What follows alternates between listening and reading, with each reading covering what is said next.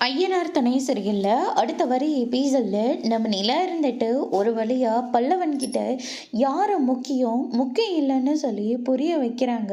அதுக்கு அடுத்ததா நம்ம பல்லவன் இருந்துட்டு அவங்க அம்மா வீட்டுக்கு வந்தது, பல்லவன் கிட்ட பேசினது, பழகுனதுன்னு சொல்லி எல்லாத்தையுமே நினச்சி பார்க்குறாங்க. என்னதான் அண்ணன் நம்மளை பார்த்துக்கிட்டாலையும் அம்மா பார்த்துக்கிற மாதிரி வரலை. இத்தனை நாளாக எனக்கு அந்த ஃபீல் தெரியல. ஆனால் இப்போ அம்மா இருந்து 2-3 நாளாகவே அம்மாவோட பாசம் என்னை ரொம்பவே டிஸ்டர்ப் பண்ணிக்கிட்டே இருக்கு. அம்மாவோட பாசம் இந்த ஆளால் தான் எனக்கு கிடைக்காமே போச்சு. அந்த ஆள் வீட்டில் இருக்கிற வரைக்கும் என்னால் அந்த வீட்டில் இருக்க முடியல. ஆனால் எங்கேயாச்சும் போனனாலையும் எங்கே போகிறதுன்னு கூட எனக்கு தெரியல.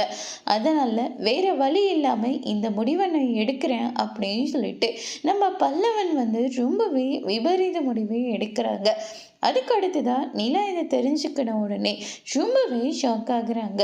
என்ன அந்த ஆளுன்னு சொல்லிக்கிட்டு இருக்க, அந்த ஆள் மட்டும் இல்லையன்னா நீ இப்போ விபரீத முடிவு எடுத்தல, அது ஏற்கனவே உனக்கு முன்னாடியே நடந்திருக்கும் அப்படின்ற மாதிரி சொல்லிடுறாங்க. இதை கேட்டோன்னு மொத்த பேரும் ஷாக் ஆகுறாங்க.